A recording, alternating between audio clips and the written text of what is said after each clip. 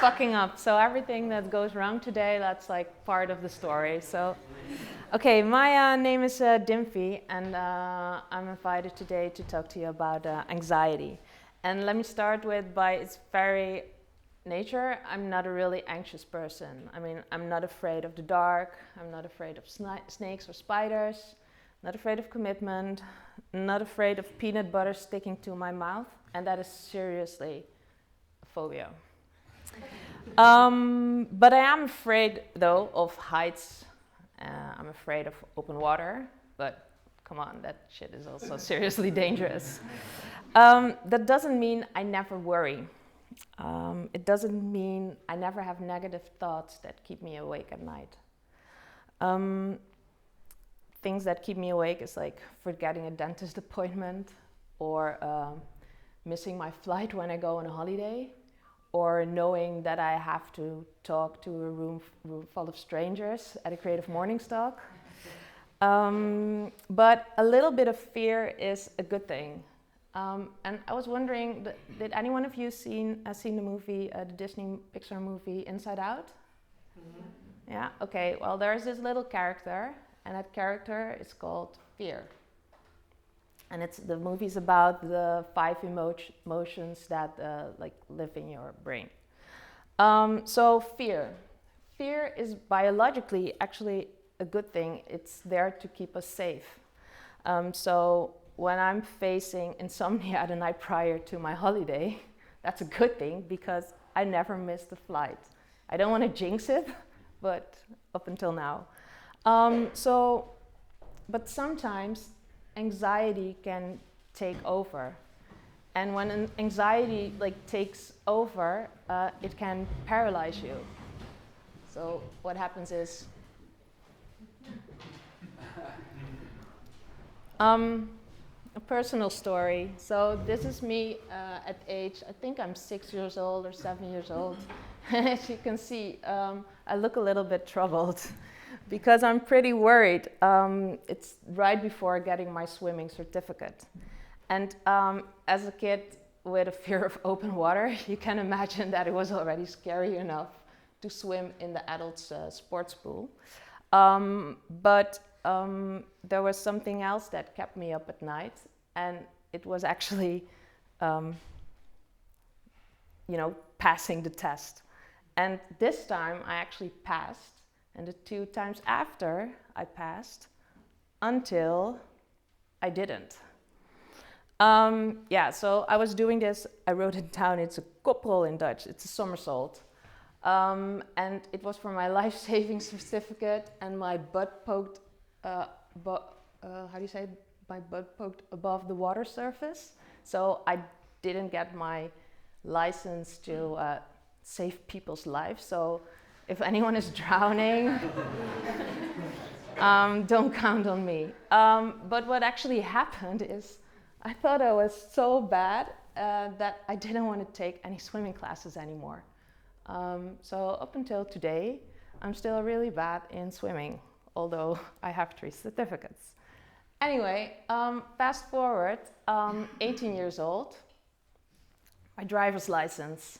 So after 20 classes, I was allowed to take the exam, and I felt comfortable in the car, and I felt confident, and well, you can already guess, I flunked. And I didn't flunk 1 time, I actually flunked 3 times. So okay, now I was a little bit worried. The 4th time, don't ask me how. I did pass the 4th time, but I was facing panic attacks like the weeks prior. And I was even having a panic attack in the car right before the exam. And then I was sitting in the waiting room waiting for the examiner, and there was this random girl sitting next to me, and she actually gave me a chill pill. And to be honest, I can't remember anything about it anymore. So there is a slight possibility that I was like drug driving during my exam. But I got it, so everything's cool. Yeah, well, in both cases, my worries were actually all attributed to one thing, and that was my fear of failure. Or actually, the fear of the possibility of failure.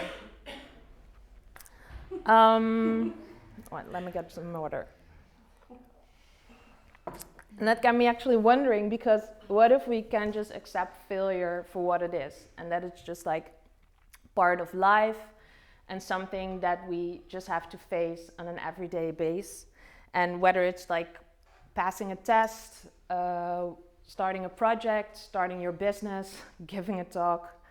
So before I continue my story and talk about what I'm actually doing about this now, is I want to ask you a question. Who of you has never failed or fucked up anything? I'm really curious. Okay, you see, this gives me a lot of confidence right now. Because it's lesson 10 in the Fuck Up Nights manifesto. You are probably going to fail. And when you realize that, it makes things a lot easier. So, okay, great transition then to Fuck Up Nights, because I'm one of the Dutch team captains of Fuck Up Nights in the Netherlands. And there's this weird taboo about failure. In our professional lives, in society, we talk a lot about entrepreneurship and about business. We do it during talks, we do it in interviews, articles, network meetings, workshops. But the weird thing about this is that everything is focused on the success part. While in the business world, it's actually more common to fail. I want to show you some numbers, because if you look at it it's approximately based on worldwide figures, it's 30% of all businesses will fail in the first year. 50% of the businesses won't make it to the 5th year.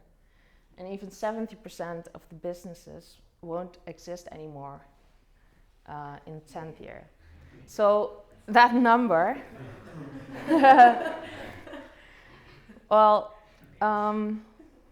actually says it all. But we are taught to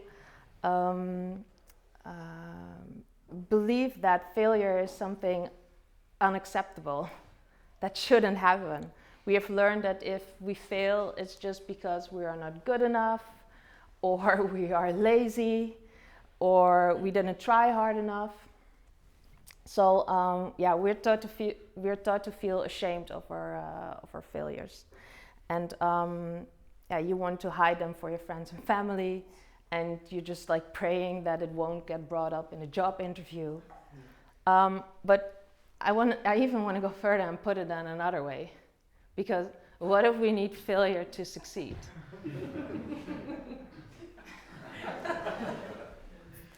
Okay, so before I continue, I don't want to downplay how hard it feels to fail, because it can be really painful. And it's really difficult that when you fall down to also find the courage and the energy to get up again. And to continue the things you love to do. And as an example, I want to show you a little video of Christian Flores, and he's a graphic designer, but he also loves something else, and that is skateboarding. Yeah, so if you see me walking out of this door going, after this talk, you know why. Okay, so that is what we try to do at Fuck Up Nights. We try to live life without failure, without filter. So also giving you an insight in all those failed attempts like before. So instead of sharing the stories of success, we ask people to, in a setting like this, share with you actually the story where it went terribly wrong. So that could be bankruptcy, a company that crashes and burns, the business deal that went completely wrong, the product that has to be recalled. And what we try to do along the way is we actually, at Fuck Up Nights, we try to create a safe haven where you can share these stories amongst others, and where you can embrace your failure, share them with the world, and also lovely help others to improve. So Fuck Up Nights has become a global movement, just like Creative Mornings. And I want to show you a short introduction video of how it all began. This is the story of 5 friends. It was a Friday night in 2012 in Mexico City. After several mezcales, the friends decided they'd heard enough about success, and each decided to share a story about their failed projects. The conversation was so inspiring that they decided to do it again, but this time with even more friends. 2 weeks later, they did it again. The 5 friends all invited their friends, and they asked 3 people to share their biggest failures. That was the first Fuck Up Night. Sharing stories of failure was liberating. It was fun and authentic. So the friends decided to keep it going and organize Fuck Up Nights once a month. Turned out that people all over the world wanted to bring Fuck Up Nights to their city. So the 5 friends decided to take their project seriously and set a goal: to bring Fuck Up Nights to the world. Yeah, so Fuck Up Nights has a few chapters in the Netherlands and just around the globe. I checked it yesterday. We are active in 252 cities around the world. And there's every month there's a Fuck Up Night somewhere near you. There are also a few teams active in the Netherlands. Unfortunately, our friends of Fuck Up Nights Utrecht couldn't make it today. And I'm actually organizing Fuck Up Nights in Amsterdam, and we are organizing them. There are teams in Maastricht, in Leeuwarden, in Eindhoven, in Haarlem, in Rotterdam, and The Hague. So there are a lot of events to join actually. So you're invited to join us one day. So what we do every edition is we ask for entrepreneurs, or actually we call them fuck-uppreneurs, to share a story. And we're always trying to find that ideal mix between, a little bit of diversity in the stories, but also the sectors, because there are also a few sectors where it's really not common to talk about your failure. So we're trying to actually do something about that stigma by sharing it. And all the time we ask people to share their personal story, but also tell us a little bit about the lessons learned. And it's really nice to see that when we ask them so with all the things you have learned right now, would that stop you from starting something else? And actually all of them, it's really amazing to see, because some of the stories are really they make you a little bit uncomfortable sometimes. But that's part of the that's actually one of the great things that you can do that on a stage. But all of them actually say never. It doesn't stop me from starting something new. So that's actually really inspiring to see. And it's really nice how we also sometimes see, for example, one time we had a girl who loved to be a comedian.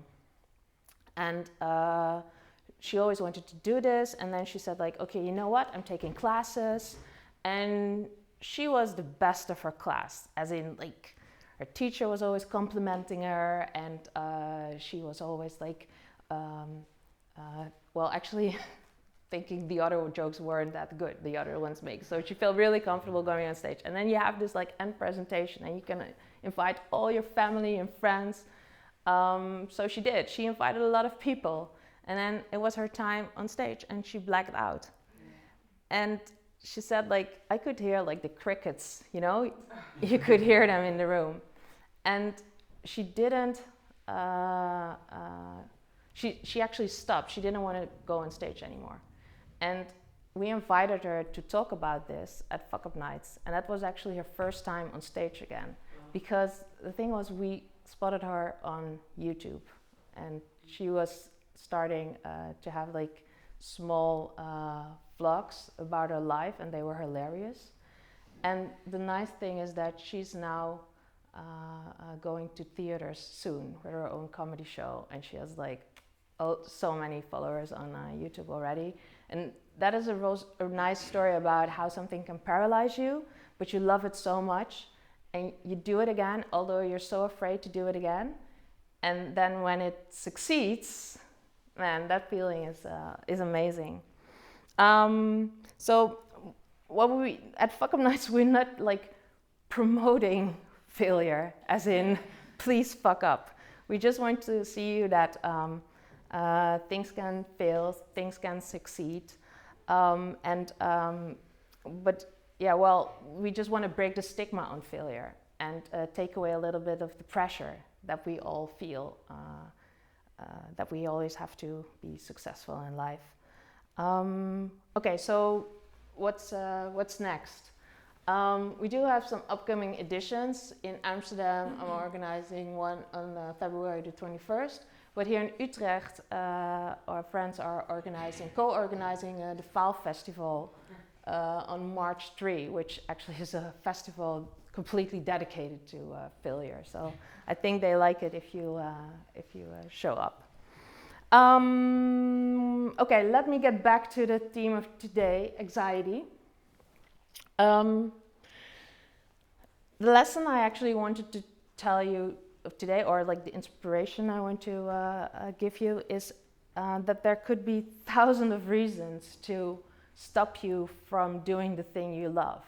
But please don't let anxiety or fear be one of them. And I'm trying to practice what I'm preaching here, so that's why I'm here, because I would have probably otherwise said of no. So the next time when you hear that little voice in your head telling you to maybe that you can't make it, or oh, let's not go there, be afraid, just name that voice and tell him, well, Mr. Fear, you know what?